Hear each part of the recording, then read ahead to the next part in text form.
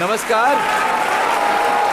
સૌથી પહેલા તો ગોરખપુરની સુગ્ન જનતાને મારા ઘણા ઘણા પ્રણામ. હું બાબા ગોરખનાથની આ નગરીમાં તમે જે પ્રેમ આપ્યો, તમે જે માન આપ્યું, એને માટે તમારો ઘણો ઘણો આભાર માનું છું.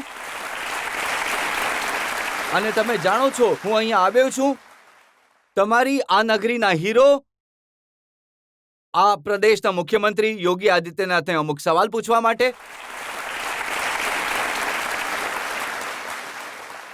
5 વર્ષમાં એમણે જે કામ કર્યા છે એનો હિસાબ કિતાબ લેવા માટે. જે મુખ્યમંત્રી હોય છે એમની જવાબદારી હોય છે, સૌથી વધારે આરોપ પણ એમના પર લાગે છે, સૌથી વધારે સવાલ પણ એમને પૂછવામાં આવે છે.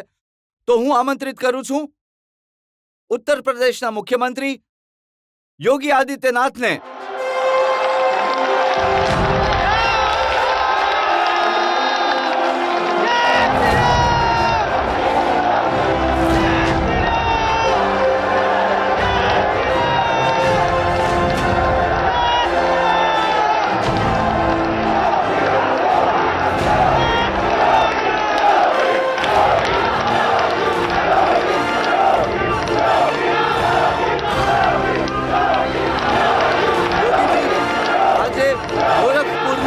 નગરી છે, આ તમારી કર્મભૂમિ રહી છે અને લોકોનો પ્રેમ તો અહીંયા દેખાઈ રહ્યો છે. આ એ નગરી છે જ્યાંથી નારો ચાલ્યો હતો, ગોરખપુર મેં યદિ રહેના હોગા, યોગી યોગી કહેના હોગા. તો સૌથી પહેલા તો હું એ જાણવા માંગુ છું કે તમે ગોરખપુરથી જ કેમ ચૂંટણી લડવાનો નિર્ણય કર્યો? ગોરખપુરમાં હું તમારો સૌથી પહેલા રજતજી, તમારું અને તમારા આખા પરિવારનો હૃદયથી મારા ગોરખપુરમાં સ્વાગત કરું છું. અને આ શિવની નગરી છે. તમારું આગમન તમારા માટે અને આખી ચેનલ માટે, આખા પ્રદેશ અને દેશ માટે મંગળમય હોય એ મારી કામના છે. ગોરખપુર મારી કર્મભૂમિ છે. 5 વાર ગોરખપુરની જનતાએ મને ગોરખપુરથી સાંસદ ચૂંટીને મોકલ્યો. અને જ્યારે પાર્ટીએ આ વિશે ઓપ્શન મારી પાસે માંગ્યો હતો કે આખરે તમે ક્યાંથી ચૂંટણી લડવા ઈચ્છો છો, અલગ અલગ જગ્યાએથી ઓફર હતી, તો મેં કહ્યું નહીં, હું ગોરખપુરથી જ ચૂંટણી લડવાનું પસંદ કરીશ.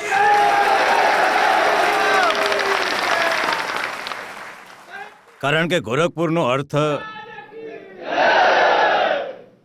ઘણો સ્પષ્ટ છે. ગોરખપુરમાં અહીંયા સ્વતુ ભાવનાની સાથે અહીંયાનો પ્રત્યેક નાગરિક ચૂંટણીની પ્રક્રિયા સાથે જોડાય છે અને એ ચૂંટણીના પરિણામને પોતે જ નક્કી કરી લે છે. એટલે મેં ગોરખપુરની જનતાના ભરોસા પર ચૂંટણીને અહીંયા છોડી અને હું સ્વયં પ્રદેશભરમાં પ્રચાર કરવા ભારતીય જનતા પાર્ટીના ઉમેદવારોના સમર્થનમાં સ્વયં નીકળ્યો. મને લાગે છે કે આનાથી વધારે કંઈ બોલવાની જરૂર ગોરખપુરવાસીઓને છે પણ નહીં. યોગીજી, ગોરખપુરના લોકોએ તો તમને સંન્યાસીના રૂપમાં જોયા, પણ તમારા વિરોધી કહે છે સંન્યાસી બની ગયા, પરિવાર નથી. પરિવારવાળાઓની પરેશાની શું હોય છે, જેમના પરિવાર હોય છે એમને દુઃખ શું હોય છે, એ સંન્યાસી શું જાણે? હવે પરિવારવાળાને તો બધા વ્યક્તિએ જોયા છે. એમને માટે જ્યારે પરિવારની વાત હોય છે તો માત્ર પોતાના ખાનદાન સુધી અને એમનો પરિવાર સીમિત છે. એનાથી વધારે દૃષ્ટિ હતી જ નહીં. અને મારી વાત થાય છે તો હું ઉત્તર પ્રદેશની 25 કરોડ જનતાને પરિવારના રૂપે માનું છું. એમના સુખ દુઃખમાં સહભાગી બનું છું. તમે યાદ કરો કે જ્યારે કોરોનાના સેકન્ડ વેવ આવી હતી તો મને પણ કરુણાની ચપેટમાં હું પણ આવી ગયો હતો. જેવો મારો રિપોર્ટ નેગેટિવ આવ્યો તો નેગેટિવ આવ્યા બાદ એ સમયની પરિસ્થિતિને જોતા મેં નક્કી કર્યું કે મારે ફિલ્ડ પર નીકળવું જોઈએ અને હું નીકળ્યો. અલગ અલગ જનપદો પર હું નીકળ્યો. હું એક જનપદ પર ગયો. મેં ત્યાંના રિપોર્ટ માંગ્યા. મેં કહ્યું, ભાઈ કેટલા અહીંયા કોવિડ પોઝિટિવ છે? મને કહેવામાં આવ્યું, મેં કહ્યું કોઈ મહોલ્લાના નામ પણ મારી પાસે આવ્યા, તો મેં એમાંથી એક જગ્યા ચિહ્નિત કરી. કારણ કે મારો રિપોર્ટ એ જ સમયે નેગેટિવ આવ્યો હતો. એટલે જ્યારે આદરણીય પ્રધાનમંત્રીજીએ મને એને માટે ચેતવણી આપી હતી કે તમારે બહાર નીકળવું જોઈએ, કારણ કે પોસ્ટ કોવિડ કોમ્પ્લિકેશન્સ થઈ શકે છે અને એને કારણે જે લાંબા સમય સુધી સમસ્યા થઈ શકે છે. પણ હું જોઈ રહ્યો હતો કે અલગ અલગ સંસ્થાઓ દ્વારા જે પ્રકારે નકારાત્મકતા ઉત્પન્ન કરાઈ રહી હતી, એ સમયે મને મથુરાના એક ગામમાં જવાની તક મળી અને ગામ અને શહેરનું ક્ષેત્ર હતું. મેં એક દરવાજો ખખડાવ્યો અને મને કહેવામાં આવ્યું કે અહીંયા 2 કોવિડ પોઝિટિવ છે. તો મેં દરવાજો ખખડાવ્યો તો એ લોકો ગેટની પાસે આવ્યા. એમણે મને જોયો, કારણ કે એ સમય સ્થિતિ એવી હતી કે મારી સાથે તામછામ પણ નહીં રહી શકતી હતો. બહુ વધારે લોકો દૂર ઊભા રહ્યા હતા. તો ગેટ પરિવારની જે મહિલા હતી એમણે ખોલ્યો. એમણે મને જોયો. અરે, તમે યોગીજી છો? મેં કહ્યું, હા. કહ્યું, હું સાચું જોઈ રહી છું. મેં કહ્યું, કેમ? તો કે તમે અહીં કેવી રીતે? મેં કહ્યું કે નહીં, મને જાણકારી મળી કે તમે લોકો અહીંયા કોવિડની ચપેટમાં આવી ગયા છો, એટલે તમારી ખબર અંતર પૂછવા. એ તરત પોતાના ઘરની અંદર ગઈ, પોતાના પતિને પણ લઈને આવી. કહ્યું, જુઓ, યોગીજી અહીં આવ્યા છે, એમણે આવવું જોઈતું નહોતું. મેં કહ્યું, કેમ?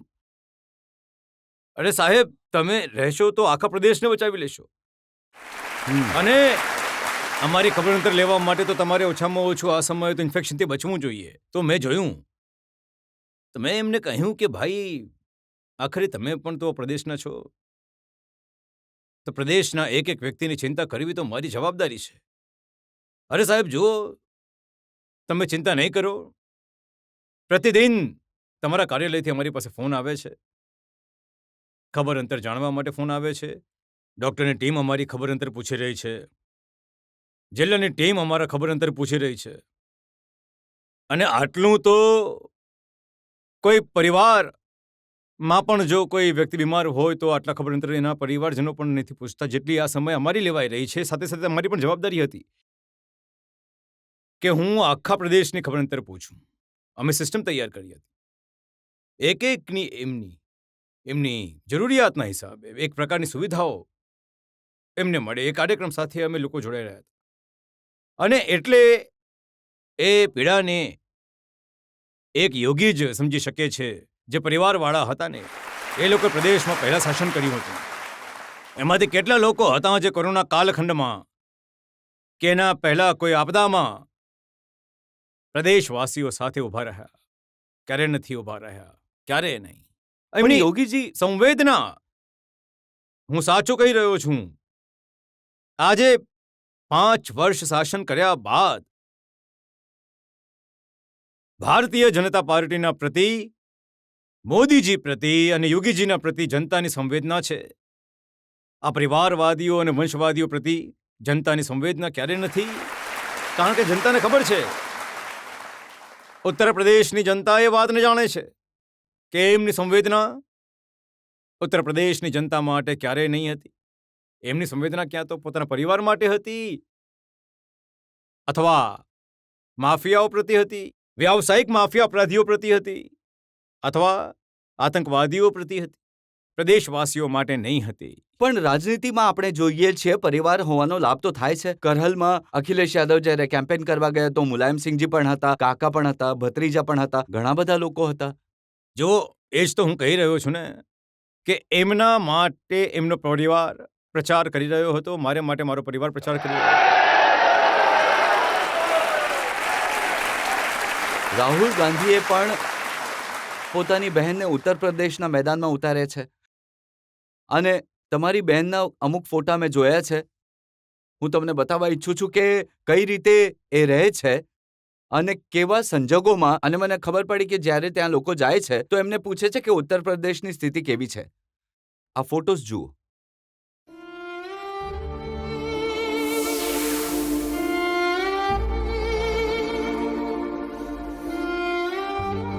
કેટલાય કિલોમીટર ચાલીને ઘરેથી આવે છે, એક ચાની દુકાન ચલાવે છે, પ્રસાદની દુકાન ચલાવે છે, તો તમને નથી લાગતું કે બધા પોતાના પરિવારનું ધ્યાન રાખે છે, તમે પણ થોડું ધ્યાન રાખી લે?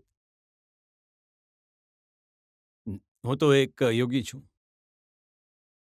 અને મારે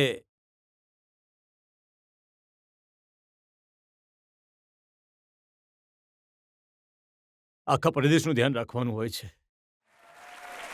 અને મને લાગે છે કે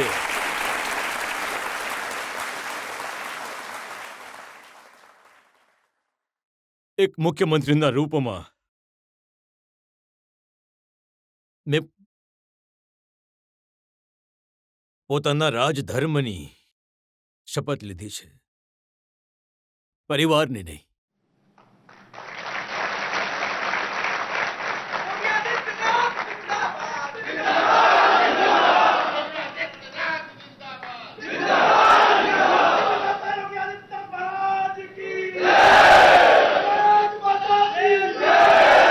આ ઠીક છે યોગીજી, તમે પરિવારનું ધ્યાન ન રાખીને સન્યાસી તરીકે આખા પ્રદેશનું ધ્યાન રાખ્યું છે, પોતાની બહેનનું ધ્યાન ન રાખીને ઉત્તર પ્રદેશની બહેનોનું ધ્યાન રાખ્યું છે. પણ અમુક બહેનો મને મળી, મુસ્લિમ બહેનો છે, એ કહે છે કે યોગીજી જેવો પહેરવેશ ઈચ્છે છે એવો પહેરે છે અને અમને બુરખો પહેરવા નથી દેતા. જુઓ, મને કોઈના પહેરવેશ પર કોઈ આપત્તિ નથી. ઘરમાં કોણ શું પહેરી રહ્યું છે, બજારમાં કોણ શું પહેરી રહ્યું છે, સાર્વજનિક સ્થાનો પર કોણ શું પહેરી રહ્યું છે, એના પર અમને આપત્તિ કરવાનો કોઈ અધિકાર નથી. પણ હું એક વાત માનું છું કે દેશની વ્યવસ્થા સંવિધાનથી ચાલવી જોઈએ. એ બધાના હિતમાં છે. દેશનું સંવિધાન જો ન હોય તો શું 3 તલાક જેવી પ્રથાઓને પણ આપણે રોકી શકીશું? ક્યારેય નહીં. અને એટલે જ વ્યક્તિગત આસ્થા એવું નથી કે ભારતની અંદર આપણા પંથ અને સંપ્રદાય નહીં હોય. કુંભ જેવા મહાપર્વ અહીંયા થતા રહ્યા છે અને કુંભ જેવા મહાપર્વના અવસર પર એક સમય એવો પણ હતો જ્યારે તમે અખાડા પહેલા સ્નાન કરવાને લઈને સંઘર્ષ કરતા હતા, લડતા હતા, મારામારી કરતા હતા, લોહિયાળ સંઘર્ષ થતો હતો. પણ રાષ્ટ્રીય એકાત્મતાને ધ્યાનમાં રાખીને બધાએ પોતાના અહમને શાંત કર્યો અને બધા એકત્ર થઈને પરસ્પરની સહમતિના આધારે કાર્યક્રમને આગળ વધાર્યો. પણ આપણી વ્યક્તિગત આસ્થા એની જગ્યાએ હશે. આપણે આપણી આસ્થાને દેશ પર નહીં થોપી શકીએ. અંતતઃ આપણા સૌના માટે, આપણે બધાની સુરક્ષા, આપણા બધાનું સન્માન એક જ ધર્મ છે, એ રાષ્ટ્રધર્મ છે. રાષ્ટ્રધર્મના વગર જો કોઈ વ્યક્તિ, કોઈ સમુદાય એ સમજે છે કે એ સુરક્ષિત હશે, સમૃદ્ધ હશે, મને લાગે છે કે એની ગેરસમજ છે. આપણે આપણા રાષ્ટ્રધર્મનું દરેક સ્થિતિમાં નિર્વહન કરવું પડશે. અને સંસ્થા જો છે, એક બાળકી સ્કૂલમાં જઈ રહી છે તો સ્કૂલનું જે નિર્ધારિત ડ્રેસ છે એમાં રહેશે તો વધારે સારું રહેશે. એક બાળક જો વિદ્યાલયના નિર્ધારિત ડ્રેસમાં હશે તો સારું રહેશે. અને નહીં તો આજે તમે એક સ્કૂલ કોલેજ માટે કહી રહ્યા છો, કાલે ફોર્સમાં એ જ વાતને કહેશો. તમે જોયું હશે, માનનીય ન્યાયાલયે તો ઘણી વખત આ વિષય પર ઘણી સ્પષ્ટ રીતે કહ્યું છે કે ક્યાંય પણ આપણે ફોર્સમાં આ રીતની પરવાનગી નહીં આપી શકીએ કે જેનાથી એ એક સમુદાય એનું પ્રતિનિધિત્વ કરતો દેખાય. એ ખરા અર્થમાં એનું સેક્યુલર સ્ટેટસ દેખાવું જોઈએ. અને એ બધી ભાવનાઓને આપણે સન્માન આપવાનું જ રહેશે. સંસ્થાના અનુશાસનને તાર કરવાની પરવાનગી અને અનુશાસનહીનતાને ફેલાવવાની છૂટ નહીં આપવી જોઈએ. તમે સ્કૂલની વાત કરી રહ્યા છો. અસદુદ્દીન ઓવૈસી સાહેબ તો કર્ણાટકના ઇસ્યુને અહીંયા લઈ આવ્યા અને એમણે કહ્યું કે એક દિવસ બુરખા પહેરેલી કોઈ મહિલા દેશની પ્રધાનમંત્રી બનશે. જો હું તો શ્રીમાન ઓવૈસીને એક વાત કહીશ કે એ વિશે કહે કે જો એ સાચે જ મુસ્લિમ મહિલાઓનું સ્વાવલંબન ઈચ્છે છે, એમના હિતો માટે કાર્ય કરવા ઈચ્છે છે, તો એમણે 3 તલાકની કુપ્રથાને રોકવા માટે એ કાયદાનું સમર્થન કરવું જોઈએ. જો એ સમર્થન કરશે તો અમે માનીશું કે વાસ્તવમાં એ મુસ્લિમ મહિલાઓનું ભલું ઈચ્છે છે. પણ અડધી વસ્તીને તમે ન્યાયથી અને સન્માનથી વંચિત નહીં કરી શકો. હજુ પણ ઘણા બધા લોકો છે જે 3 તલાકની વિરુદ્ધ બનેલા કાયદાનો વિરોધ કરે છે. દેશની અંદર જ્યારે 3 તલાકની વિરુદ્ધ કાયદો બન્યો હતો, મને પ્રસન્નતા છે કે સૌથી પહેલા મેં લાગુ કર્યો યુપીમાં. મેં એનું સંમેલન પણ કર્યું. જેટલી છૂટાછેડાવાળી મહિલાઓ હતી, મેં બધાને લખનઉ બોલાવીને એમનું સન્માન કર્યું. 3 તલાકની વિરુદ્ધ આ કાયદો એક ઐતિહાસિક કાયદો છે. અડધી વસ્તીની ગરિમા અને એમના સન્માન સાથે જોડાયેલો મુદ્દો છે. પણ જ્યારે નારો લાગે છે ને કે ઉત્તર પ્રદેશમાં બાહુબલી નહીં બજરંગબલી, તો દિલ ધડકે છે લોકોના. જો ઉત્તર પ્રદેશમાં હવે માફિયાવાદ અને વ્યાવસાયિક અપરાધીઓના દિવસો ભરાઈ ગયા છે. અને હવે મને નથી લાગતું કે 10 માર્ચ પછી આમાંથી કોઈ ક્યાંક દેખાશે, પણ મને લાગતું નથી. ઘણા બધા એવા લોકો છે જે ચૂંટણીની જાહેરાત બાદ પ્રદેશની અંદર 4.5 વર્ષો સુધી છુપાયેલા હતા, ગાયબ હતા.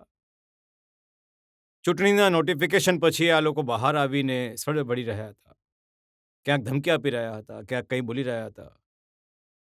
પણ જ્યારે પહેલા 2 ચરણોની ચૂંટણી સમાપ્ત થઈ, એમને એ લાગતું હતું કે પહેલા 2 ચરણની ચૂંટણી પછી એ અને ખાસ કરીને વિપક્ષ ઘણી બઢત બનાવશે.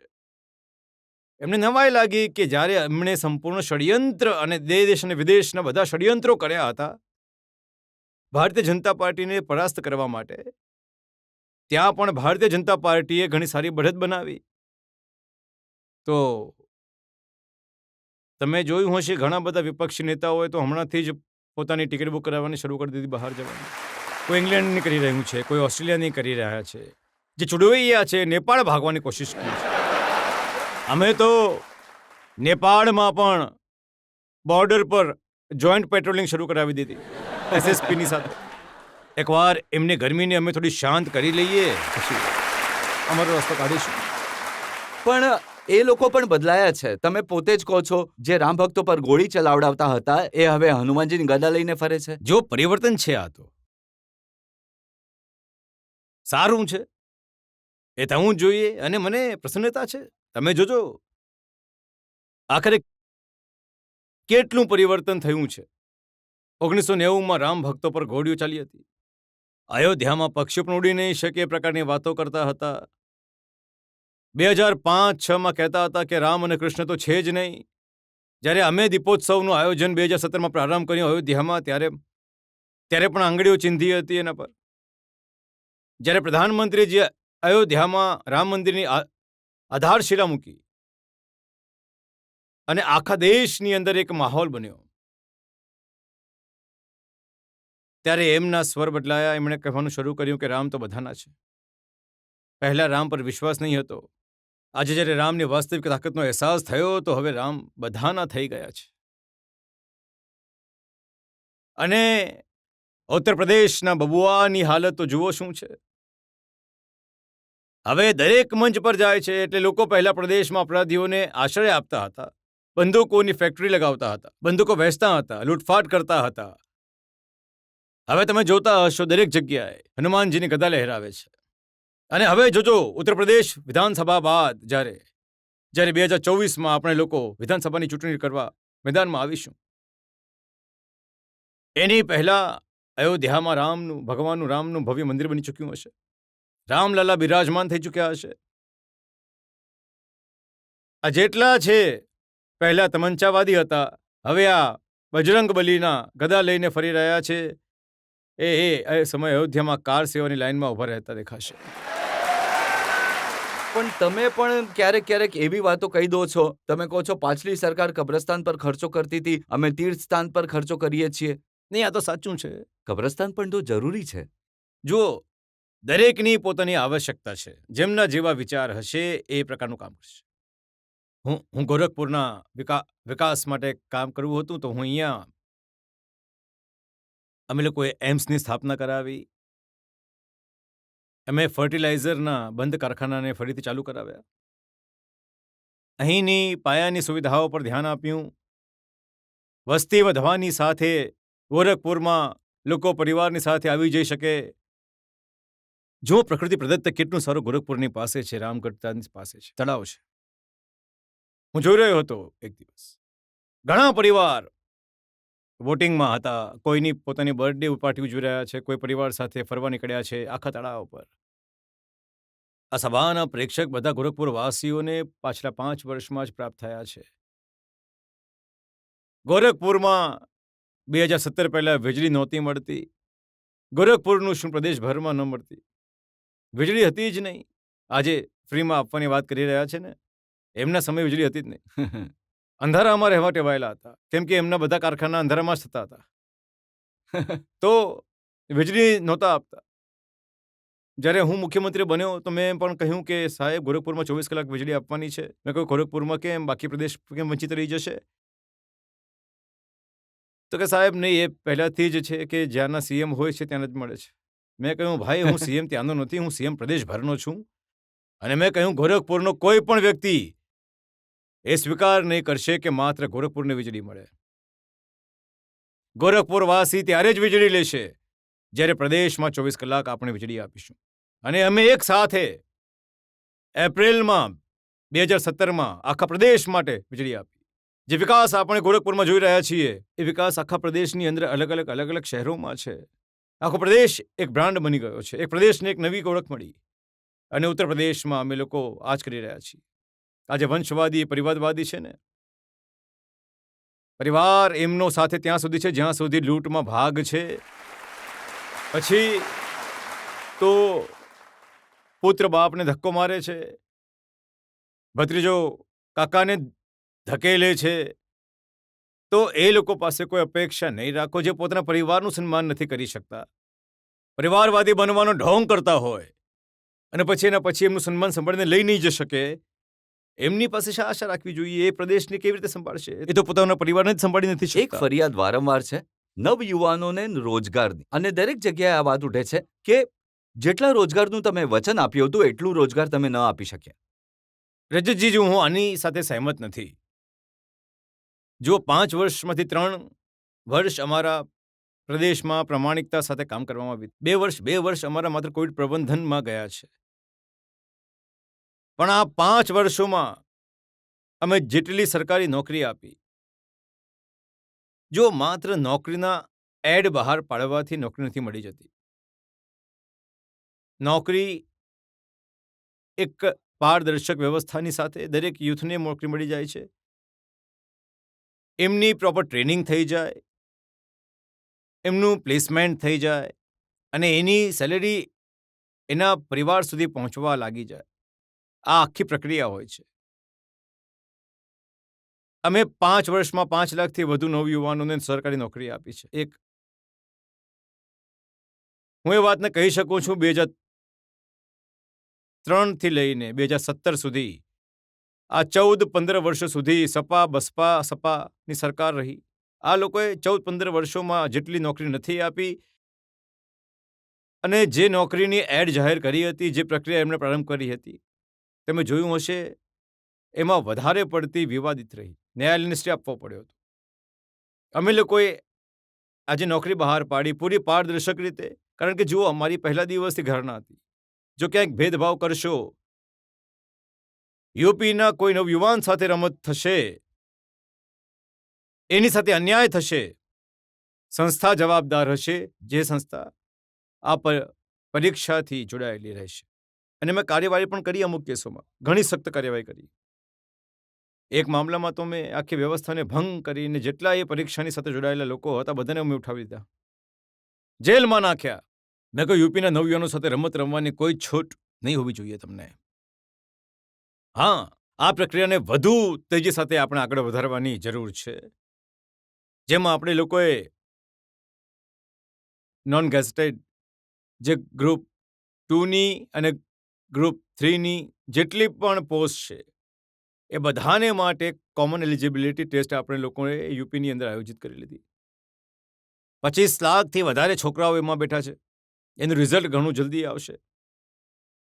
અમે લોકોએ અન્ય પ્રક્રિયાઓને પણ ઝડપથી આગળ વધારી છે.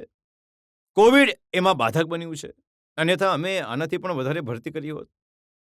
આ સરકારી નોકરી છે. અમે 70 લાખ રોજગાર આપવાની વાત કરી હતી અને હું તમને આ વાત કહી શકું છું કે અમે 2 કરોડથી વધારે લોકોને રોજગાર યુપીની અંદર ઉપલબ્ધ કરાવ્યા છે. એટલે ઉપલબ્ધ કરાવ્યા છે કારણ કે આપણે જે લો એન્ડ ઓર્ડરની સ્થિતિ છે યુપીની અંદર એમાં સુધારો થયો છે. આજે હું કહી શકું છું કે યુપીની અંદર દેશનો અને દુનિયાનો દરેક મોટો રોકાણકાર યુપીમાં રોકાણ કરવા ઈચ્છે છે. 2017 પહેલા કોઈ આવવા ઈચ્છતું નહોતું. જે હતા એ ભાગવા ઈચ્છતા હતા. 2017 પછી જે પરિવર્તન થયું, પહેલા 6 મહિના લોકો જોતા રહ્યા. આ વાતને જોતા રહ્યા કે શું પરિવર્તન થાય છે કે નથી થતું. મને યાદ છે કે જ્યારે અમે લોકોએ પહેલી ઇન્વેસ્ટર સમિટ માટે ઉત્તર પ્રદેશ લખનૌમાં આયોજન કરવાનું નક્કી કર્યું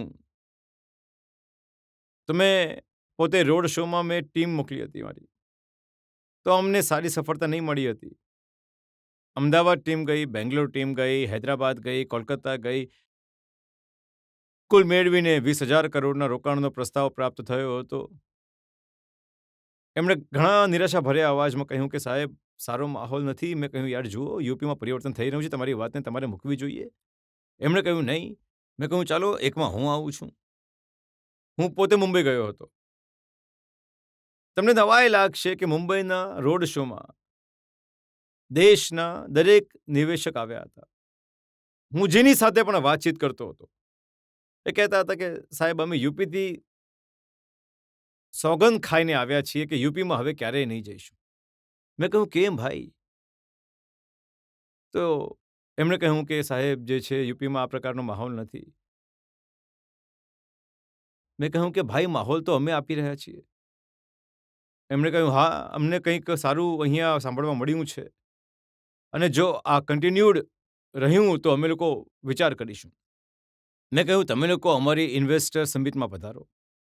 તમને નવાઈ લાગશે કે અમને 4,68,000 કરોડ રૂપિયાના રોકાણના પ્રસ્તાવ પ્રાપ્ત થયા હતા, જેમ કે અમે 3 લાખ કરોડથી વધારેનું રોકાણ પ્રસ્તાવને અમે જમીની ધરાતલ પર ઉતર્યા છીએ. એમાંથી ઘણા બધા યુનિટી પ્રોડક્શન પણ શરૂ કરી દીધા. કોવિડ કાલખંડમાં જ કોવિડ પ્રબંધનની સાથે જ 66,000 કરોડ રૂપિયાથી વધારેના રોકાણના પ્રસ્તાવ અમે જમીનની ધરાતળ પર ઉતર્યા છે. દેશનું સૌથી પહેલું ડિસ્પ્લે યુનિટ યુપીમાં લાગ્યું છે. પ્રોડક્શન શરૂ થઈ ચૂક્યું છે.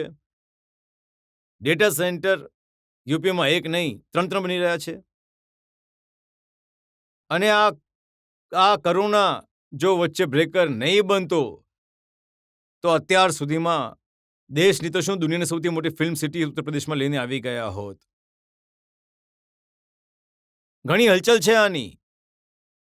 હલચલ છે. મુંબઈમાં પણ સાંભળીએ કે લોકો કહે છે કે તમે મુંબઈની ફિલ્મ ઇન્ડસ્ટ્રીને અહીંયા લઈ આવશો. મુંબઈવાળાને નુકસાન પહોંચાડવા નહીં, અમે લઈને અહીં આવીશું.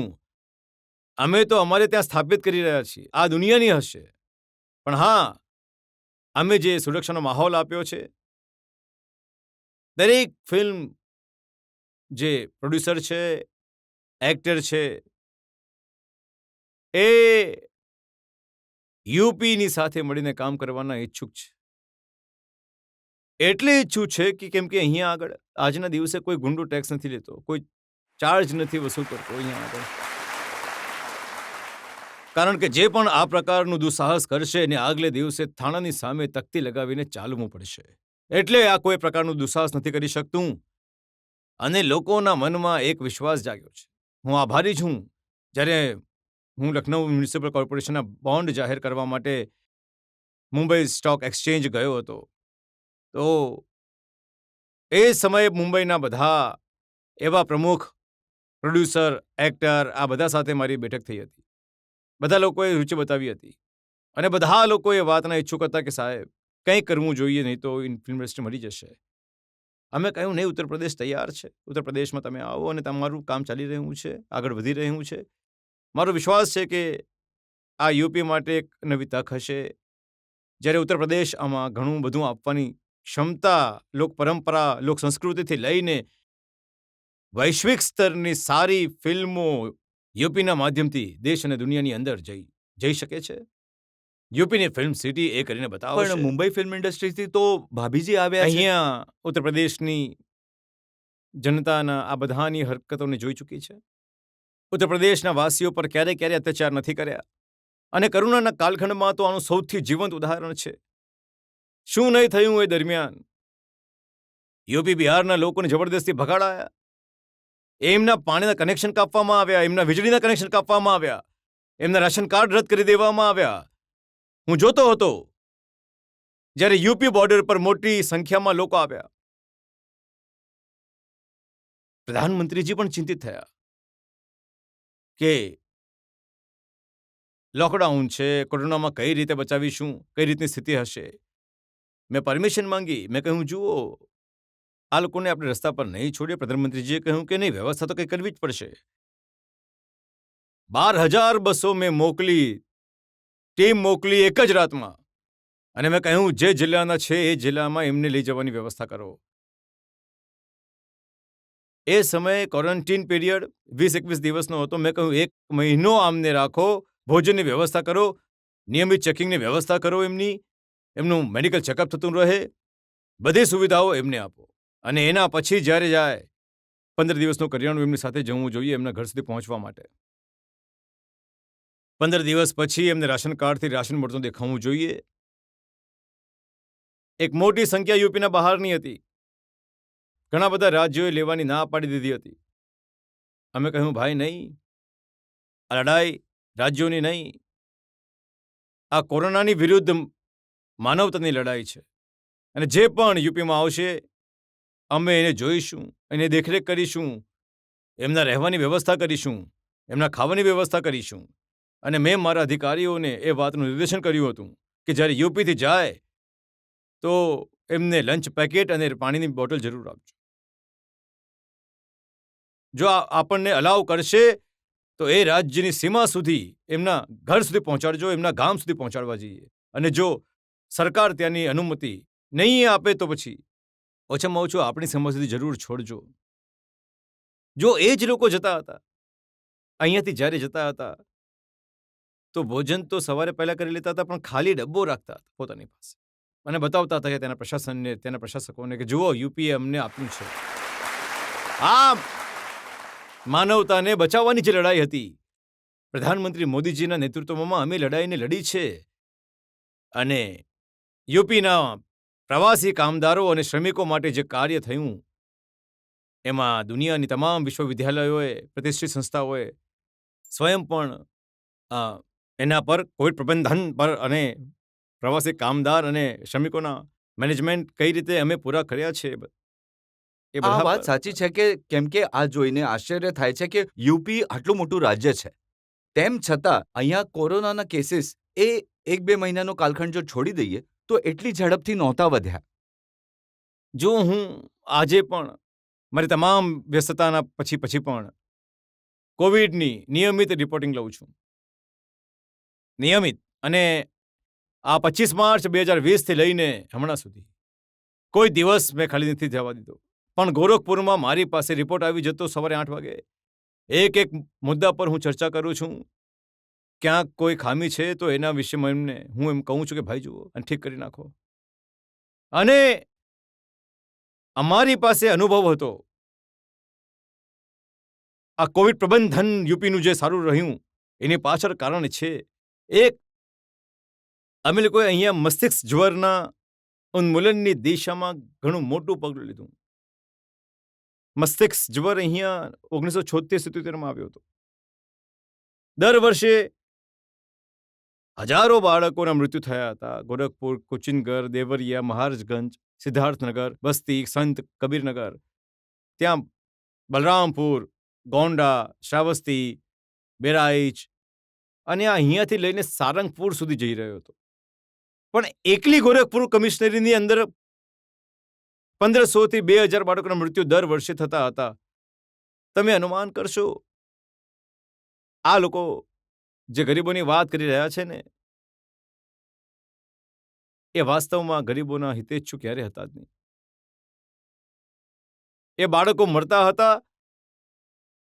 મેં ક્યારે કોઈ મુખ્યમંત્રીને આના પહેલા ગોરખપુરના બિહાડી મેડિકલ કોલેજ દર વર્ષે સર્વાધિક મોત બિહાડી કોલેજમાં થતી હતી. કોઈ ચીફ મિનિસ્ટરને ત્યાં મેં વિઝિટ કરતા નથી જોયા. જે જઈ શકે છે એ ગરીબો પ્રત્યે, એ નિર્દોષો પ્રત્યે પોતાની સંવેદના વ્યક્ત કરી શકે. આ લોકો પરિવાર ચલાવે છે, પરિવારના નામ પર તમાશો બનાવે છે. એ છોકરાઓ મરી રહ્યા હતા. એક બેડ પર 4 છોકરાઓ સૂતેલા હતા. ભયંકર વાસ ના પંખા. એટલે ગુસ્સો એટલે જૂન જુલાઈમાં 3rd ફ્લોર પર એન્સિપ્લેટિસનો વોર્ડ હતો. 3rd ફ્લોર હતો. લિફ્ટ હતી નહીં, પંખા નહીં હતા. એ ભીષણ ઉમસ ભરેલી ગરમીમાં એક બેડ પર 4 છોકરા. એક છોકરા સાથે 4 થી 5 પરિવારના સદસ્ય. અને પછી વાસ, એટલી ભયંકર વાસ ત્યાં હતી. ખરાબ સ્થિતિ હતી, નર્ક જેવી સ્થિતિ હતી. આજે હું કહી શકું છું અમે વ્યવસ્થાને સુધારી છે. આજે બિહાડી મેડિકલ કોલેજમાં કોઈ જશે અને જોશે, એક જો બીમારી થઈ ગઈ તો એ બેડ માટે, એ છોકરા માટે સેપરેટેડ બેડ હશે. સેન્ટ્રલ એસી સિસ્ટમથી જોડાયેલા છે. અને ટેમ્પરેચર 45 પહોંચશે ત્યારે પણ એ રૂમનું ટેમ્પરેચર હશે 20 થી 22 રહેશે અને એનાથી વધારે નહીં જશે. અમે એસી લગાવ્યા છે દરેક જગ્યા પર. દરેક એમાં એસી લાગી ચૂક્યા છે. દરેક જગ્યાએ અમે લોકોએ ત્યાં આગળ એ બાળકોની સુવિધા માટે જે પણ એની આવશ્યકતા હશે બધી સુવિધાઓ આપી છે. અને પર્યાપ્ત માત્રામાં સુવિધાઓ અહીંયા આગળ આપી દીધી. પણ અમે માત્ર રોજને નથી આપી, ઇન્ફ્રાસ્ટ્રક્ચર જ નથી વધાર્યું. દરેક જિલ્લામાં આઈસીયુ બનાવ્યા. ભારત સરકારે સહયોગ કર્યો હતો. અમે લોકોએ આઈસીયુ બેડ્સ વધાર્યા અને સર્વેલન્સને અમે મજબૂત કર્યા. આજે અમે લોકો 95% બીમારીને નિયંત્રિત કરી ચૂક્યા છીએ. 99% મોતના આંકડાને નિયંત્રિત કરી ચૂક્યા છીએ અહીંયા આગળ ઇન્સેફ્લાઇટિસના. સ્વચ્છ ભારત મિશન, જળ જીવન મિશનને પ્રભાવિત કરી રીતે લાગુ કરવું અને અંતર વિભાગીય સમન્વયથી. સ્વયં હું સમીક્ષા કરતો હતો દરેક અઠવાડિયે. ભાઈ જણાવો, ગોરખપુરમાં કેટલી વિઝિટ થઈ, અવેરનેસના કેટલા કાર્યક્રમ થયા, કયો વિભાગ શું કરી રહ્યો છે. 1 વાર 2 વાર જો કોઈ વિભાગનો રિપોર્ટ થોડી પણ વાત રહી જાય, એવું નથી કે વિભાગ મને જે પણ કહે એનાથી હું એકદમ સંતુષ્ટ છું. મેં એમાં એક યુનિસેફ અને પાર્થ જેવી સંસ્થાઓનો પણ સહયોગ લીધો. હું એમની પાસે પણ અલગથી રિપોર્ટ માંગતો હતો કે મને અલગથી આપો. અમારો કયો વિભાગ કામ કરી રહ્યો છે, કયો નથી કરી રહ્યો, અને કયો સ્તર પર લાપરવાહી થતી, તો એમના વિભાગ અધ્યક્ષની હું જવાબદારી નક્કી કરતો હતો કે ભાઈ જુઓ, આ નહીં થાય. આપણા નિર્દોષ છોકરાઓ મરે અને તમે લોકો રિપોર્ટિંગમાં બધો સમય બરબાદ કરશો. આ નહીં થઈ શકે.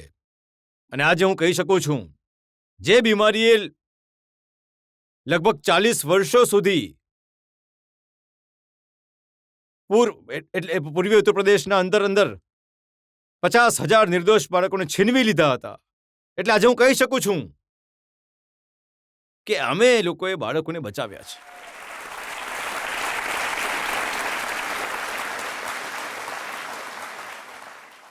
હું તમારી સંવેદનાઓને સમજી શકું છું. અમે પણ જ્યારે એ દ્રશ્ય જોતા હતા અને ટીવી પર બતાવતા હતા તો ઘણી તકલીફ થતી હતી અને સાચે જ એમાં સુધારો થયો છે. યોગીજી, આ બિલકુલ ઠીક કહી રહ્યા છો તમે. પણ જે તમારી સંવેદના છે, જે ગરીબોના પ્રતિ કામ તમે કર્યું છે, આ તમારી સાથે મંત્રી રહેવાવાળા લોકો સુધી પણ ન પહોંચ્યા?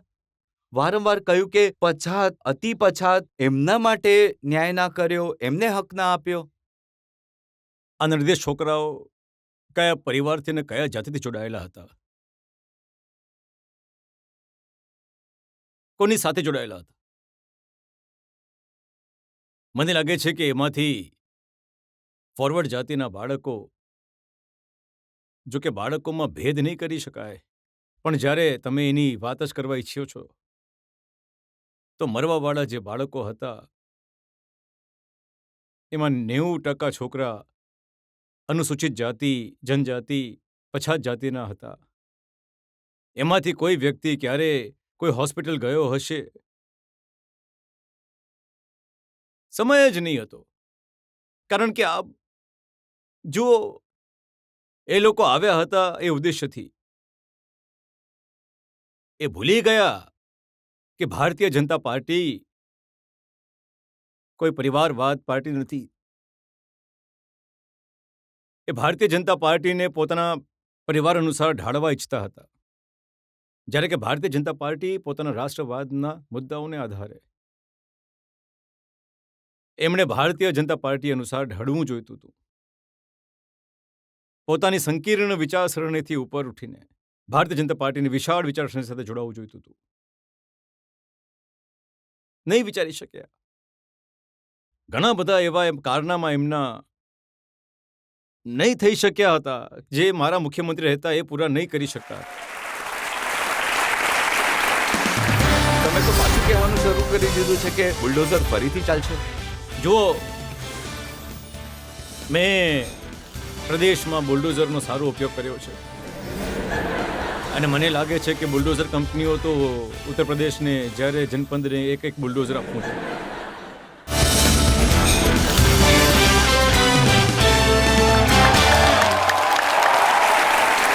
તમે તો પાછું કહેવાનું શરૂ કરી દીધું છે કે બુલડોઝર ફરીથી ચાલશે. મેં પ્રદેશમાં બુલડોઝરનો સારો ઉપયોગ કર્યો છે અને મને તો લાગે છે કે બુલડોઝર કંપનીએ તો ઉત્તર પ્રદેશને દરેક જનપંથને એક એક બુલડોઝર આપવું જોઈએ.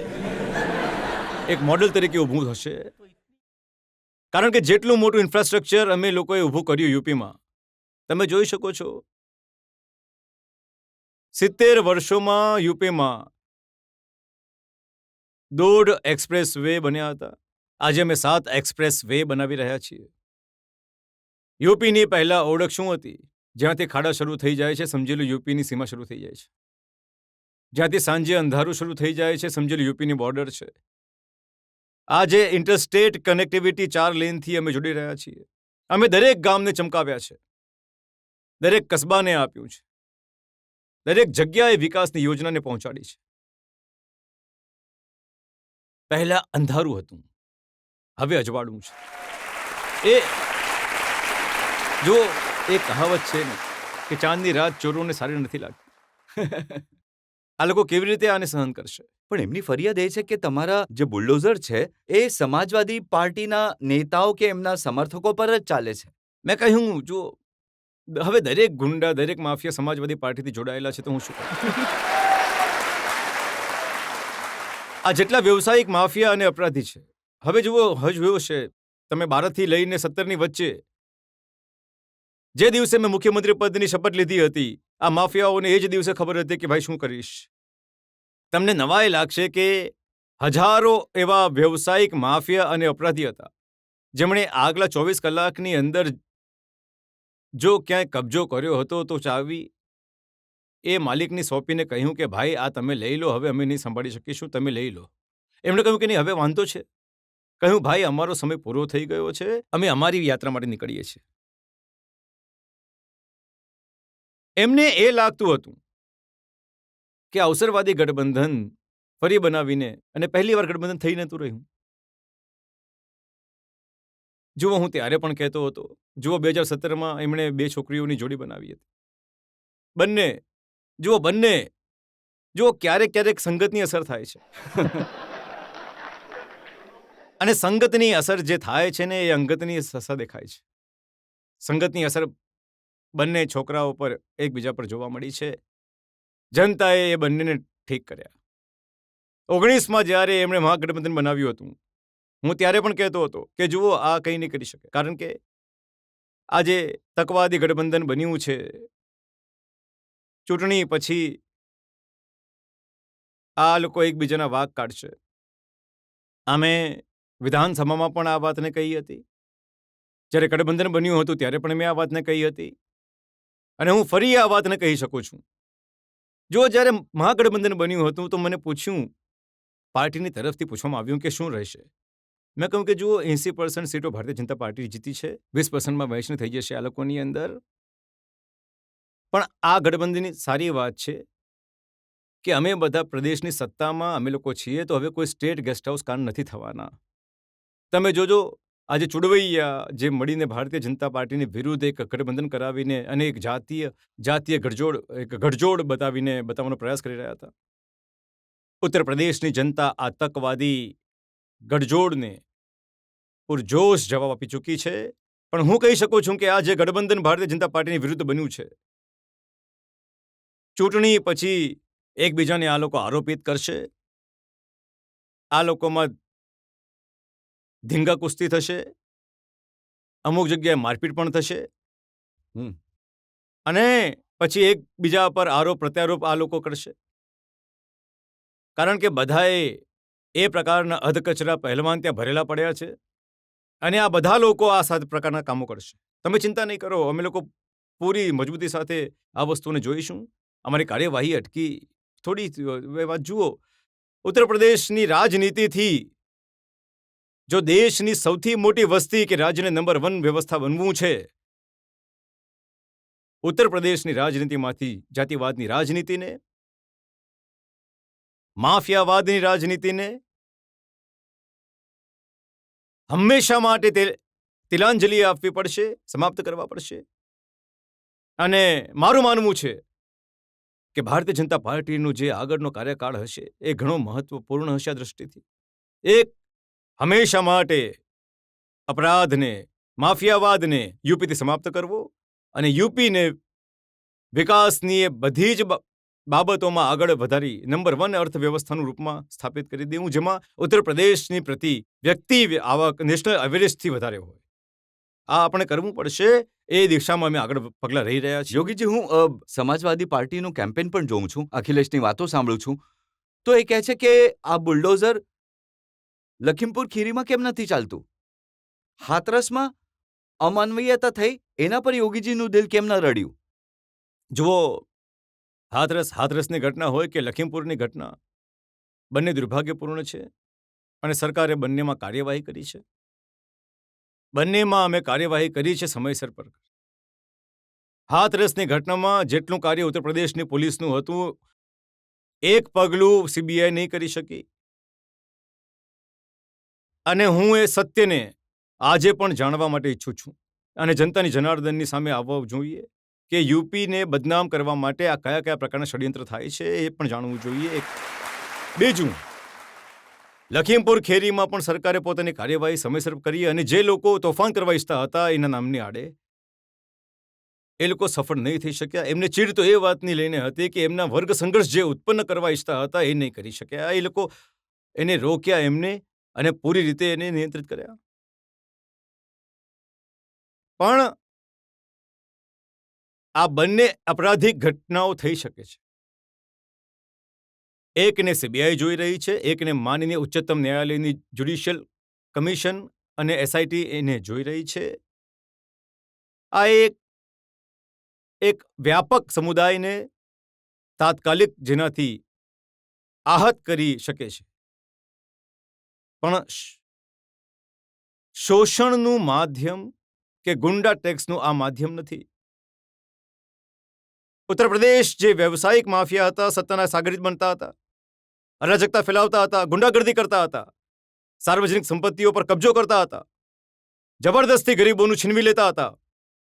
બુલડોઝર એમને માટે બન્યું છે અને એનો સારો ઉપયોગ પણ થાય છે. અને હવે તો હું વિચારી રહ્યો છું. યોગીજી, આતંકવાદી કહી દો છો? જુઓ, આતંકવાદી કોણ છે કોણ નથી એ તો દરેક વ્યક્તિ જાણી રહ્યા છે. આતંકવાદી જેટલી ઘટનાઓ ઘટિત થઈ છે 2003થી લઈને 2007 સુધીના સમાજવાદી પાર્ટીના કાર્યકાળ દરમિયાન થઈ છે. અને આ આતંકવાદીઓના એટલે કે ગોરખપુરમાં પણ 2007-08માં એક સિરિયલ બ્લાસ્ટ થયો હતો. બાબા ગોરખનાથની કૃપા છે, કોઈ વ્યક્તિ એની ચપેટમાં નહીં આવ્યા. નહીં તો જે રીતનું ષડયંત્ર હતું ગોરખપુરને ગજાવવાની, ઠીક એ જ રીતે જે રીતે અમદાવાદમાં થયું સિરિયલ બ્લાસ્ટ, 56 લોકો માર્યા ગયા હતા અમદાવાદમાં. કાશીમાં સંકટ મોચન મંદિરમાં જે આતંકવાદી હુમલો થયો હતો એમાં 12 લોકો મરી ગયા હતા.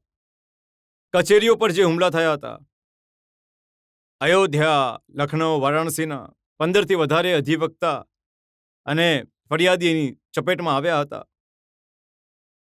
આવી અલગ અલગ જગ્યા પર બ્લાસ્ટ થયા.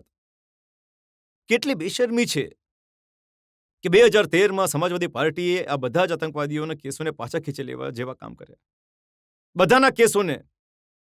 અને હમણાં એક તો આ ઉદાહરણ છે, એક એમના કાર્યકાળ દરમિયાન જે આતંકી ઘટનાઓ ઘટિત થઈ,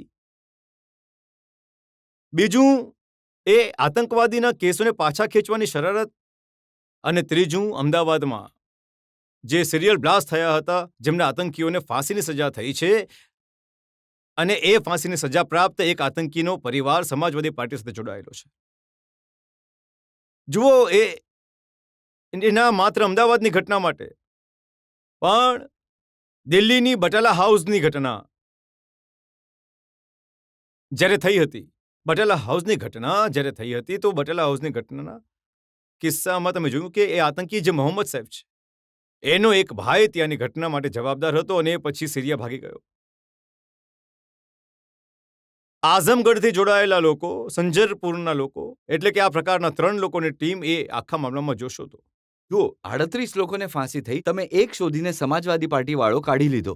જુઓ, સવાલ એ છે કે કોઈ રાજનૈતિક દળ રાષ્ટ્રીય સુરક્ષાને દરકિનાર કરતા પોતાની વોટ બેંક રાષ્ટ્રીય સુરક્ષાની કિંમત પર બનાવવા ઈચ્છતો હશે તો મને લાગે છે કે આ દેશે સ્વીકાર નહીં કરવું જોઈએ, ક્યારે પણ નહીં કરવું જોઈએ. રાજનીતિ થઈ જશે, દેશ રહેશે તો રાજનીતિ પણ થઈ જશે, પણ આપણે દેશની કિંમત પર રાજનીતિ કરવાની ક્યારેય પણ કોઈ પણ આ પ્રકારનું કૃત્ય ના કરે જે દેશની કિંમત પર હોય. તમે રાશન આપો છો તો અખિલેશજી કહે છે કે કરિયાણા સાથે હું એ ઘી પણ આપશે, સરસવનું તેલ પણ આપશે. જે રાશન જ ખાઈ જાય છે એ ઘી આપશે? જે લોકો ગૌ માતાને કસાઈને હવાલે કરતા હતા એ ઘી લાવશે ક્યાંથી?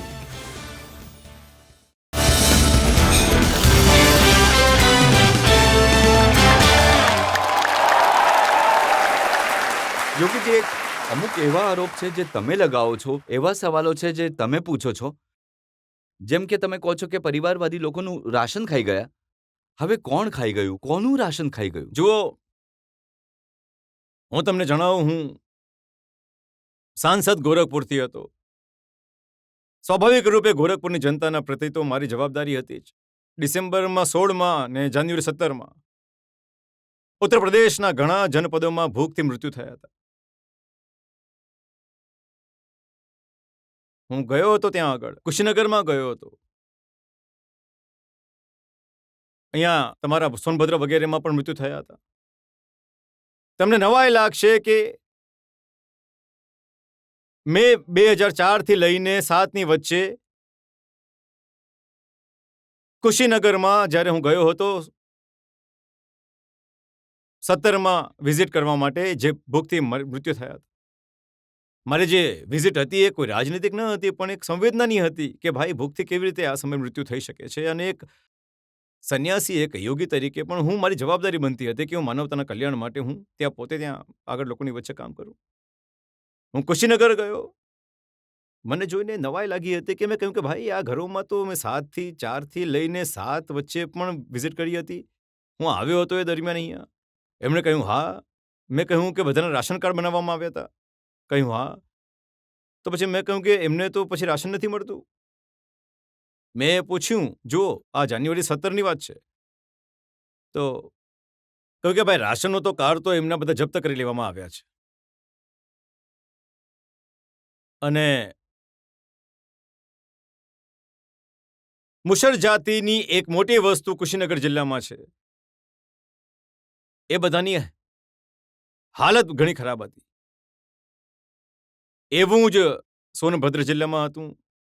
હું એક દિવસ જ્યારે ચૂંટણી ચાલી રહી હતી ત્યારે સમય 17 ફેબ્રુઆરીમાં દિલ્હીથી રૂટીન ફ્લાઇટથી હું લખનૌ આવી રહ્યો હતો. મારો કાર્યક્રમ થવાનો હતો ચૂંટણીનો. તો એક સજ્જન મારી બાજુમાં બેઠા હતા. તો હું બેઠેલો હતો, છાપું જોઈ રહ્યો હતો. ત્યાં સુધી સજ્જને પોતાનો પરિચય મને આપ્યો કે સાહેબ હું ઉત્તર પ્રદેશનો ખાદ્ય સચિવ છું. તો મેં હાલચાલ લીધા. એના હાલચાલ જાણ્યા પછી મેં કહ્યું કે ભાઈ યુપીમાં અમુક જનપદોમાં ભૂખથી મૃત્યુ થઈ રહ્યા છે અને તમારે જોવું જોઈએ. એમણે કહ્યું કે નહીં સાહેબ, કોઈ મૃત્યુ થયા જ નથી. મેં કહ્યું કે જુઓ, મેં વિઝિટ કરી છે જ. અને તમારે તો આને જે છે ગંભીરતાથી લેવું જોઈએ. તો એ લોકોના પાસે રાશન કાર્ડ નથી, જ્યારે કે અમે લોકોને રાશન કાર્ડ બનાવડાવ્યા હતા. મને જ્યારે મુખ્યમંત્રી બનાવવામાં આવ્યો, જ્યારે મેં શપથ લીધા પછી મેં સૌથી પહેલો આદેશ કર્યો. મેં કહ્યું પ્રદેશની અંદર જેટલા રાશન કાર્ડ છે, એક દિવસમાં દરેક કોટાની દુકાનોમાં એક સાથે એક સમયે છાપા મારો અને જુઓ કે એમની પાસે કેટલા 40 લાખ ફેક રેશન કાર્ડ હતા, જે ગરીબોના હતા પણ એમને ત્યાં હતા. પછી જેમને ત્યાં વધારે મળ્યા એમને કાર્યવાહી કરી. પછી મેં એક અભિયાન ચલાવ્યું આખા પ્રદેશની અંદર અને 1.25 કરોડથી વધારે લોકોના રાશન કાર્ડ ફરીથી બનાવડાવ્યા, નવા રાશન કાર્ડ બનાવ્યા. જુઓ, એક મહામારીનું એ રહ્યું છે કે જેટલા લોકો બીમારીથી મરતા હતા એના કરતાં ઘણા મૃત્યુથી ભૂખથી મરતા હતા. આજે હું કહી શકું છું, કરોના કાળમાં ખંડમાં 2017માં ઉત્તર પ્રદેશમાં ભૂખથી કોઈ મૃત્યુ નથી થયા, કોઈ મોત ભૂખથી નથી થઈ. ઉત્તર પ્રદેશ આજે એ દિશામાં આગળ વધી ચૂક્યો છે. અમારી સંવેદના એ ગરીબોના પ્રતિ છે. જે ગરીબોના ખાદ્ય અન્ય સમાજવાદી પાર્ટીના સમયે એમના ચેલા ખાઈ જતા હતા. હું જ્યારે કુશીનગરમાં ગયો હતો તો તમને નવાઈ લાગશે, જે પરિવારમાં મૃત્યુ થયું હતું, બિચારા એક નાનકડી ઝૂંપડીમાં રહી રહ્યા હતા. એની તૂટેલી ફૂટેલી ઝૂંપડી તો હું એના ગયો હતો. મેં કહ્યું કે ભાઈ કેવી રીતે મૃત્યુ થઈ ગયું? મેં કહ્યું કે તમારો તો રાશન કાર્ડ, મને યાદ છે કે રાશન કાર્ડ મેં બનાવડાવ્યો હતો. એ સમયે હું આવ્યો હતો. મેં આંદોલન કર્યું હતું, ઘણું મોટું આંદોલન કુશીનગર જિલ્લામાં મેં કર્યું હતું એ સમયે. તો કહ્યું હા સાહેબ, હા રાશન કાર્ડ બન્યું હતું પણ અમારો રાશન કાર્ડ તો લઈ લીધો. મેં કહ્યું કોને લઈ લીધો? તો એની જ બાજુમાં સમાજવાદી પાર્ટીના પદાધિકારીનું ઘર છે. તો કહ્યું સાહેબ આ લોકોએ લઈ લીધું. તો મેં કહ્યું કેવી રીતે લઈ લીધું? મેં કહ્યું કે શું દબંગ છે અહીંયાનો? કહ્યું સમાજવાદી પાર્ટીનો પદાધિકારી છે, એમની સરકાર છે તો દબંગ તો છે જ. આ જેટલો ખાદ્ય અન્ન ઘોટાળો થયો છે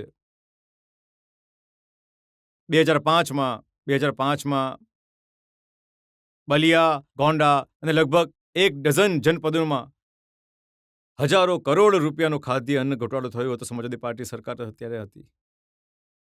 ભૂખથી ત્યારે પણ મૃત્યુ થઈ રહ્યા હતા. ભૂખથી 2012થી 2017ની વચ્ચે પણ મૃત્યુ થયા હતા. આજે હું કહી શકું છું, પબ્લિક ડિસ્ટ્રીબ્યુશન સિસ્ટમ આખા દેશની અંદર સૌથી સારું, હું ઘણા ગર્વની સાથે કહી શકું છું, ઉત્તર પ્રદેશનું અમારું છે. દરેક ગરીબને રાશન મળે છે અને ભારત સરકારે જ્યારે પોતાની ટીમ પણ મોકલી, સૌથી સારી પ્રદર્શન એમાં યુપીનું હતું. હું મારા અનુભવથી પણ તમારી આ વાતની પુષ્ટિ કરી શકું છું, કારણ કે જ્યારે લોકો સાથે વાત થાય છે, કહે છે કે મહિનામાં 2 વાર રાશન બાયોમેટ્રિકથી મળે છે અને એ પણ કહે છે કે જો કોઈને ફરિયાદ હોય તો એક નંબર છે જેના પર ફોન કરો અને તરત એના પર કાર્યવાહી થાય છે. ટોલ ફ્રી નંબર છે અને માત્ર ઈ-પોઝ મશીન જ નથી લગાડ્યા કોટાની દુકાનમાં. એ ઈ-પોઝ મશીનને મેં મારે ત્યાં વિડીયો વોલ સાથે જોડાવેલી છે. જો એ અહીંયાથી ત્યાં સુધી પણ એ મશીનને લઈને જશે તો એ મને અલર્ટ કરી દેશે લખનઉમાં, અને પછી ત્યાંથી ક્વેરીઝ થશે કે ભાઈ મશીન કેમ ખસ્યું, શું છે એમાં. ટીમ આવે છે, વિઝિટ કરે છે, જુએ છે ક્યાંક કોઈ છેડછાડ તો નથી થઈ.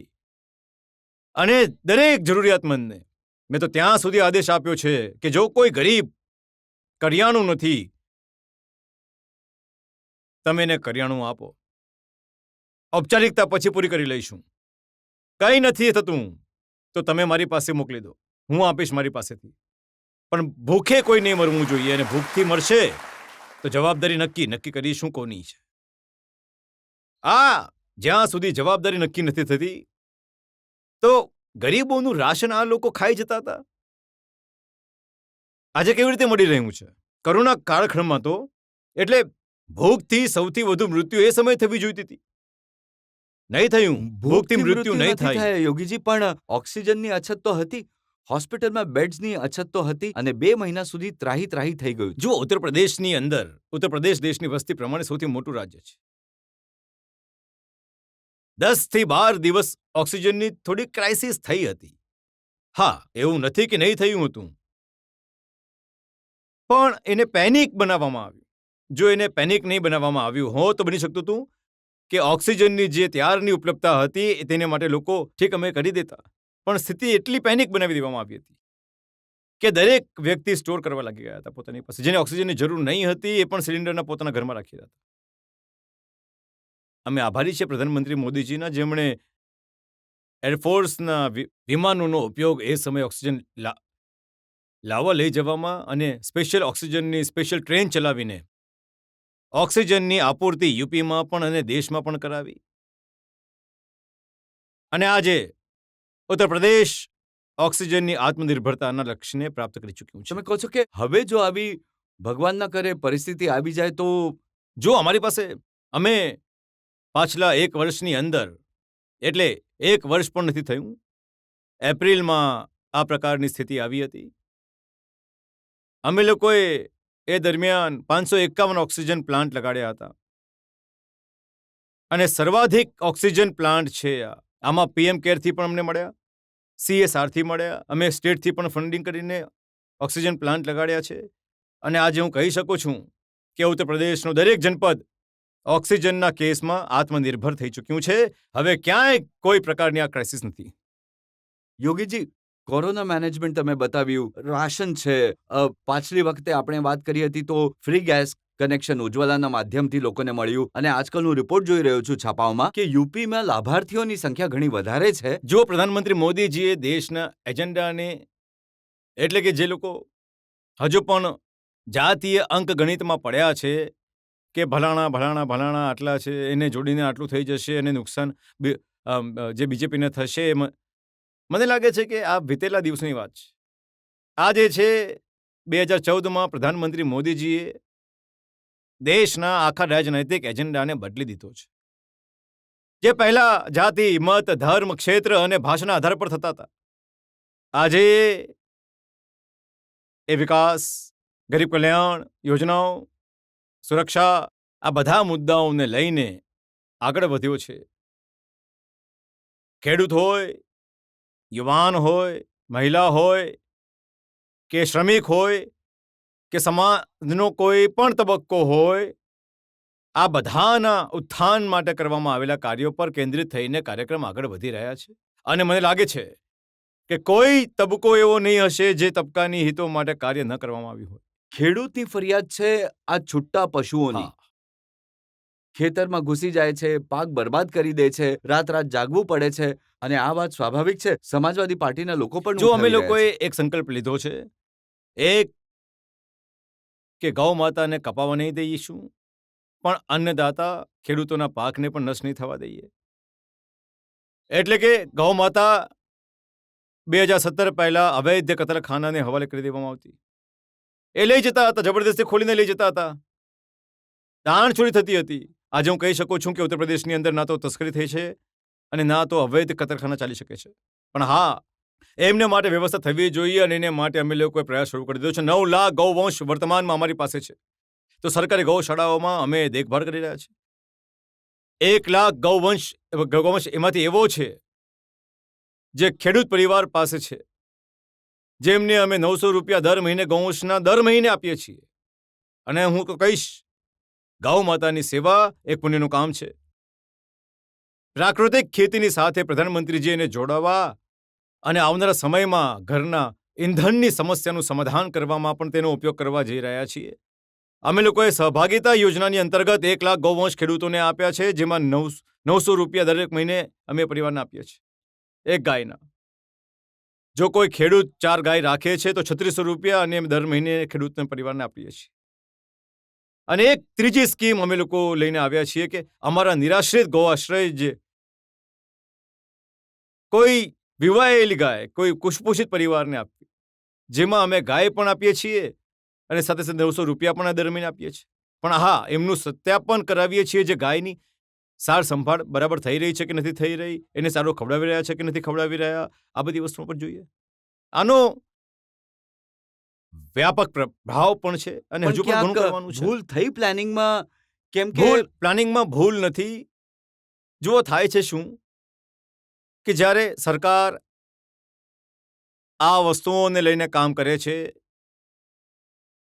તો એક તબક્કો પણ નિશ્ચિંત થઈ જાય છે કે ચાલો, સરકાર તો જોઈ રહી છે તો આપણે આપણા ઘરેથી દૂધ પીને છોડી દઈએ. એક તબક્કો એવો પણ છે જે ઘણી હોશિયારીથી સાથે આ કામ કરી રહ્યો છે, જે પહેલા ઘરમાં પાળતા હતા, રાખતા હતા, એમાંથી એક તબક્કો એવો પણ છે જે બીજેપીને નુકસાન પહોંચાડવા માટે પોતાની સગી ગાયોને પણ આ સમય બજારમાં કે ખેતરોમાં જબરદસ્તી છોડી દે છે. પણ અમે પણ નક્કી કર્યું છે, અમે આને ટેક કેર કરવા જઈ રહ્યા છીએ, જેનાથી એ કાલે દાવ ન કરી શકે. અને પછી અમે એને લઈ જઈને અમારી ગૌશાળાઓના માધ્યમથી દેખરેખ પણ કરીશું, ઉર્જાની સાથે એને જોડીશું, પ્રાકૃતિક ખેતી સાથે પણ અમે જોડી રહ્યા છીએ, અને ઘણી સારી વ્યવસ્થા આવનારા સમયમાં થશે. જો ઉત્તર પ્રદેશ તો પ્રકૃતિ અને પરમાત્માના અસીમ કૃપાનો પ્રદેશ છે. શું નથી યુપીમાં? બધું છે. અને એ ઉત્તર પ્રદેશમાં અમે લોકો ગૌ માતાની રક્ષા પણ કરીશું, અન્નદાતા ખેડૂતોના પાકને પણ બચાવીશું, અને એને અમે પ્રાકૃતિક ખેતી સાથે જોડીશું. એક ગાય પ્રાકૃતિક ખેતીનો જે નવો કોન્સેપ્ટ પ્રધાનમંત્રીજીએ આપ્યો છે અને યુનિયન બજેટમાં એનું સ્થાન આપ્યું છે. એક ગાયથી એક વર્ષમાં 30 એકર ખેતી માટે પર્યાપ્ત કેમિકલ અને ફર્ટિલાઇઝર મળી જશે. એમાં કોઈ કેમિકલ અને ફર્ટિલાઇઝર તમને માર્કેટમાંથી નહીં ખરીદવા પડશે. ગાયથી જ બધું પ્રાપ્ત થઈ જશે. અને એ દિશામાં અમારા લોકોનું એ પ્રાકૃતિક ખેતીનું જે આગળ વધવા જઈ રહ્યું છે, મને લાગે છે કે ઘણા સારા પરિણામ એના આવશે. તમે રાશન આપો છો તો અખિલેશજી કહે છે કે કરિયાણા સાથે હું એ ઘી પણ આપશે, સરસવનું તેલ પણ આપશે. જે રાશન જ ખાઈ જાય છે, ઘી ક્યાંથી આપશે? જે લોકો ગૌ માતાને કસાઈને હવાલે કરતા હતા, એ ઘી લાવશે ક્યાંથી? એમને પૂછો તો ઘી કોને કહે છે. એટલે રિફાઇન્ડ તેલ અમે લોકોએ વિપત્તિના સમયે આપવાનું શરૂ કર્યું. આ લોકો કરિયાણું ખાઈ જતા, અમે કરિયાણું 2 વાર આપી રહ્યા છીએ. અને હું આભારી છું પ્રધાનમંત્રી મોદીજીનો. પાછલા 22 મહિનાથી 15 કરોડ લોકોને ઉત્તર પ્રદેશની અંદર અને દેશની અંદર 80 કરોડ લોકોને એ ફ્રીમાં કરિયાણું ઉપલબ્ધ કરાવી રહ્યા છે. અને ઉત્તર પ્રદેશ સરકાર પણ એમની સાથે જોડાયેલી છે. તો મહિનામાં 2 વાર દરેક ગરીબને કરિયાણું મળી રહ્યું છે. અમે એમાં દાળ, રિફાઇન્ડ તેલ અને મીઠું પણ ઉમેર્યું. તો આ ભારતીય જનતા પાર્ટી જ કરી શકે છે. તમે જોજો સમાજવાદી પાર્ટી કરશે કેવી રીતે? એ તો એમને ત્યાં જ લૂંટ મચી જશે. પહેલા કાકા ભત્રીજામાં મારપીટ થશે, વિવાદ થશે, ઠેકાને લઈને વિવાદ થશે. ટ્રાન્સપરન્સી તો સમાજવાદી પાર્ટીના જીનનો ભાગ છે જ નહીં. વધુ એક વચન એમણે આપ્યું છે, લેપટોપ વહેંચવાનું. ગયા વખતે પણ તો વેચ્યા હતા લોકોએ. કેટલા નવયુવાનોને મળ્યા હતા? 15 લાખ નવયુવાનોને આવ્યા હતા. અને મને તો લાગે છે કે અમુક જ હજારને મળ્યા, બાકી બધા ગાયબ થઈ ગયા હતા. ના, એ સમયે મેં મુલાયમસિંહજીનું એક સ્ટેટમેન્ટ જોયું હતું. એમણે કહ્યું હતું આ લેપટોપ બંધ કરી દો, કેમ કે આના પર લોકો યોગીજી અને મોદીજીને જુએ છે. આ તો બરાબર જ વાત છે. જુઓ, જે જોવા લાયક હશે લોકો એ જ જોશે. એમનામાં જોવા જેવું કંઈ છે જ નહીં તો શું જોશે? જુઓ, એક રજતજી, એક વાત તો હું તમને જણાવું છું કે એક અપરાધી પણ નથી ઈચ્છતો કે એનો પુત્ર અપરાધી હોય. ઓસામા બિન લાદેન પણ નથી ઈચ્છતો કે એનો પુત્ર આતંકી હોય. તો મને લાગે છે કે કોઈ નથી ઈચ્છતું કે લેપટોપમાં એમનો પુત્ર કે એમના પાલ્ય સવારમાં એમનો ફોટો જુએ. કારણ કે આખો દિવસ નહીં, આખો વર્ષ જ ખરાબ થઈ જશે, આખું જીવન ખરાબ થઈ જશે. એટલે મુલાયમસિંહ સમજદાર નેતા છે, અને એટલે એમણે કરહરમાં જઈને ઘણું સારું ભાષણ કર્યું હતું.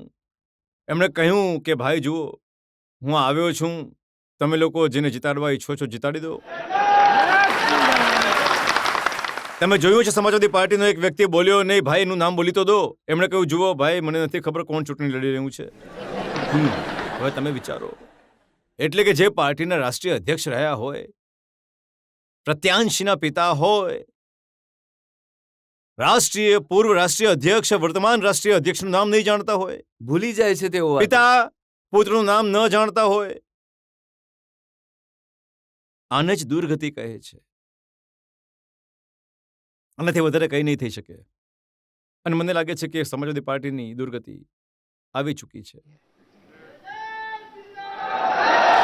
જુઓ, તમને લંકાની એ વાત યાદ આવશે. લંકાની એ વાત આવે છે કે નહીં, નથી આવતી. લંકનીએ પણ આ વાત કહી હતી. એ હનુમાનજીને એ સમજતી હતી કે નાનકડો વાંદરો છે, હું એકવાર ધમકાવીશ તો ઠીક થઈ જશે. પણ જ્યારે બજરંગબલીએ આટલું વિરાટ રૂપ બતાવ્યું અને લંકની પર એક કાયદાથી એને જવાબ આપ્યો તો લંકીએ સમજી લીધું કે સાહેબ હવે મારો અંતિમ સમય આવી ગયો છે. લંકા પણ હવે જવાની છે. આ સમાજવાદી પાર્ટીની લંકાનો સમય પણ આવી ગયો છે. જે પાર્ટીનો રાષ્ટ્રીય અધ્યક્ષ પ્રત્યાન એટલે કે પૂર્વ રાષ્ટ્રીય અધ્યક્ષ વર્તમાન રાષ્ટ્રીય અધ્યક્ષનું નામ નહીં જાણતો હોય અને પિતા પુત્રનું નામ ન જાણતો હોય તો સમજી લો કે ભવિષ્યવાણી પૂરી થવાની છે જે ત્રેતા યુગમાં થઈ હતી. યોગીજી, ઘણો ઘણો આભાર તમારો. આટલા વ્યસ્ત સમયમાંથી તમે ટાઈમ કાઢ્યો, સવાલોના જવાબ આપ્યા. ઘણો ઘણો આભાર તમારો. આભાર, ઘણો ઘણો આભાર.